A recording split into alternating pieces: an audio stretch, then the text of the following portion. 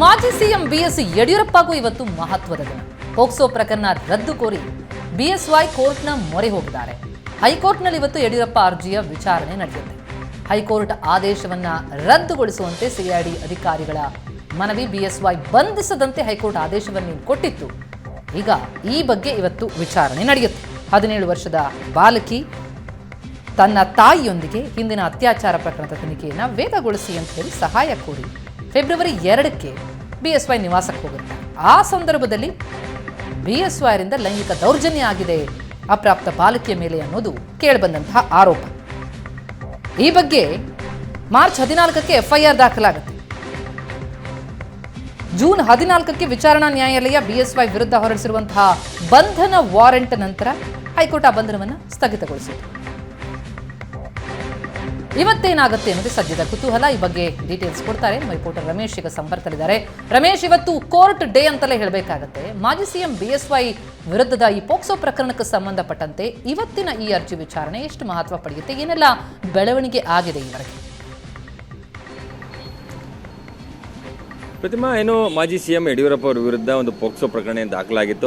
ಆ ಪ್ರಕರಣಕ್ಕೆ ಸಂಬಂಧಪಟ್ಟಂತೆ ಏನು ಸಿಐಡಿ ಅಧಿಕಾರಿಗಳು ಒಂದು ತನಿಖೆಯನ್ನು ನಡೆಸಿ ಅದನ್ನ ಏನು ಫಾಸ್ಟ್ ಟ್ರ್ಯಾಕ್ ಕೋರ್ಟ್ ಮುಂದೆ ಒಂದು ಚಾರ್ಜ್ ಶೀಟ್ ಅನ್ನು ಸಲ್ಲಿಸಿರುವಂತದ್ದು. ಈ ಮಧ್ಯೆ ಎಲ್ಲ ಒಂದು ಕಡೆ ಅವ್ರನ್ನ ಬಂಧನ ಮಾಡಬೇಕು ಅನ್ನೋ ನಿಟ್ಟಿನಲ್ಲಿ ಸಿಐಡಿ ಅಧಿಕಾರಿಗಳು ಸಾಕಷ್ಟು ಪ್ರಯತ್ನವನ್ನ ಮಾಡ್ತಾ ಇದ್ದಾರೆ ಅನ್ನುವಂಥ ನಿಟ್ಟಿನಲ್ಲಿ ಯಡಿಯೂರಪ್ಪ ಅವರು ಹೈಕೋರ್ಟ್ಗೆ ಹೋಗಿ ಅಲ್ಲಿ ಒಂದು ಅವರ ವಿರುದ್ಧ ಯಾವುದೇ ಬಲವಂತದ ಕ್ರಮ ಆಗಬಾರ್ದು ನಿಟ್ಟಿನಲ್ಲಿ ಒಂದು ಮಧ್ಯಂತರ ಆದೇಶವನ್ನ ತೆಗೆದುಕೊಂಡು ಬಂದಿದ್ರು. ಅದಾದ ನಂತರ ಚಾರ್ಜ್ ಶೀಟ್ ಸಲ್ಲಿಕೆ ಆಯಿತು. ಅದಾದ ನಂತರವೂ ಕೂಡ ಸಿಐಡಿ ಅಧಿಕಾರಿಗಳು ಅಂದ್ರೆ ಸರ್ಕಾರದ ವತಿಯಿಂದ ಎಲ್ಲ ಒಂದು ಕಡೆ ಅವರಿಗೆ ಸಿಕ್ಕಿರುವಂತಹ ಮಧ್ಯಂತರ ಆದೇಶವನ್ನ ರದ್ದು ಮಾಡಿಸಿ ಆ ಮೂಲಕ ಅವರ ವಿರುದ್ಧ ಕ್ರಮವನ್ನು ತೆಗೆದುಕೊಳ್ಳಬೇಕು ಅನ್ನುವಂಥ ಒಂದಷ್ಟು ಪ್ರಯತ್ನಗಳನ್ನ ಮಾಡ್ತಾ ಇರುವಂತದ್ದು. ಕಳೆದ ವಾರ ವಿಚಾರಣೆಗೆ ಬಂದಂತ ಸಂದರ್ಭದಲ್ಲಿ ಕೂಡ ಒಂದಷ್ಟು ಇಂಟ್ರೆಸ್ಟಿಂಗ್ ವಾದ ಪ್ರತಿವಾದ ನಡೀತು. ಆ ಸಂದರ್ಭದಲ್ಲಿ ಯಡಿಯೂರಪ್ಪ ಅವರು ಪರವಾಗಿ ಬಂದಿದ್ದಂತಹ ಸಿ.ವಿ. ನಾಗೇಶ್ ಅವರು ಹಿಡಿಯ ವಕೀಲರು ಎಲ್ಲ ಒಂದ್ ಕಡೆ ಈ ಒಂದು ಚಾರ್ಜ್ ಶೀಟ್ ಸಲ್ಲಿಕೆ ಆಗಿದೆ, ತನಿಖೆ ಮುಕ್ತಾಯವಾಗಿದೆ, ಆದರೂ ಕೂಡ ಅವರ ವಿರುದ್ಧ ಇರುವಂತಹ ಮಧ್ಯಂತರ ಆದೇಶವನ್ನ ರದ್ದು ಮಾಡಿಸಿ ಅವರ ವಿರುದ್ಧ ಕ್ರಮವನ್ನು ತೆಗೆದುಕೊಳ್ಬೇಕು, ಅವ್ರನ್ನ ಅರೆಸ್ಟ್ ಮಾಡಬೇಕು ಅನ್ನೋ ನಿಟ್ಟಿನಲ್ಲಿ ಓದಲ್ಲಿ ಬಂದಲ್ಲಿ ಕಾಂಗ್ರೆಸ್ ನಾಯಕರು ಹೇಳಿಕೆಗಳನ್ನ ಕೊಡ್ತಾ ಇದ್ದಾರೆ ಅನ್ನುವಂತ ಒಂದು ವಿಚಾರವನ್ನ ಮಂಡಿಸ್ತಾರೆ. ಆ ಸಂದರ್ಭದಲ್ಲಿ ನ್ಯಾಯಮೂರ್ತಿಗಳು ಈ ಹಂತದಲ್ಲಿ ಅಂದ್ರೆ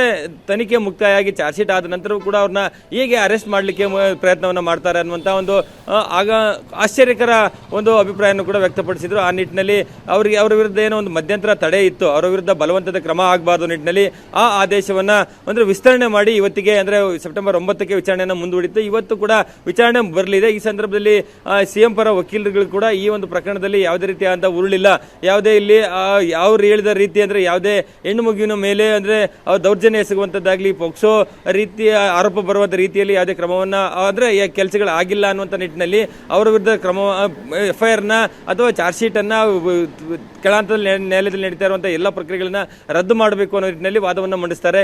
ಇದೇ ಸಂದರ್ಭದಲ್ಲಿ ಎಸ್ಪಿಪಿ ಈ ಪ್ರಕರಣದಲ್ಲಿ ಎಸ್ಪಿಪಿ ಆಗಿರುವಂತಹ ಅಶೋಕ್ ನಾಯ್ಕ ಅವರು ಕೂಡ ಇವತ್ತು ವಾದವನ್ನ ಮಂಡಿಸಿ ಅವರ ವಿರುದ್ಧ ಅಂದ್ರೆ ಹೈಕೋರ್ಟ್ ಅವರ ವಿರುದ್ಧ ಕ್ರಮ ಕೈಗೊಳ್ಳಬಾರದು ಅಂತೇಳಿ ಹೈಕೋರ್ಟ್ ಕೊಟ್ಟಿರುವಂತಹ ಮಧ್ಯಂತರ ಆದೇಶವನ್ನ ರದ್ದು ಮಾಡಬೇಕು ಅನ್ನೋ ವಾದವನ್ನ ಮಂಡಿಸಲಿಕ್ಕೆ ಒಂದಷ್ಟು ತಯಾರಿಗಳನ್ನು ಮಾಡ್ಕೊಂಡಿದ್ದಾರೆ. ಸೊ ಇವತ್ತು ಹೈಕೋರ್ಟ್ ನಲ್ಲಿ ಏನು ವಿಚಾರಣೆ ನಡೆಯುತ್ತೆ, ಆ ಸಂದರ್ಭದಲ್ಲಿ ಯಡಿಯೂರಪ್ಪನವರಿಗೆ ಸಿಕ್ಕಿರುವಂತಹ ಒಂದು ಏನು ರಿಲೀಫ್ ಇದೆ ಅದು ಮುಂದುವರಿಯುತ್ತಾ ಅಥವಾ ಇಡೀ ಪ್ರಕರಣ ರದ್ದಾಗಿ ಅವರಿಗೆ ಸಂಪೂರ್ಣವಾದ ರಿಲೀಫ್ ಸಿಗುತ್ತಾ, ಈ ಒಂದಷ್ಟು ಕುತೂಹಲಗಳಿರುವಂತಹದ್ದು. ಹೈಕೋರ್ಟ್ ನಲ್ಲಿ ಯಾವ ವಿಚಾರ ವಾದ ಪ್ರತಿವಾದ ನಡೆಯುತ್ತೆ, ಕೋರ್ಟಿನ ಆದೇಶವನ್ನು ಮಾಡುತ್ತೆ ಅನ್ನೋದನ್ನ ಕಾದು ನೋಡಬೇಕಾಗಿರುವಂತಹದ್ದು. ಪ್ರತಿಮಾ, ಥ್ಯಾಂಕ್ ಯು ರಮೇಶ್ ತಮ್ಮ ಮಾಹಿತಿಗೆ.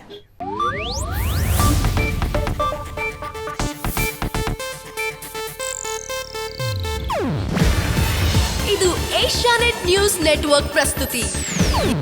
ನೀವು ನೋಡ್ತಿದ್ದೀರಾ ಏಷ್ಯಾನೆಟ್ ಸುವರ್ಣ ನ್ಯೂಸ್.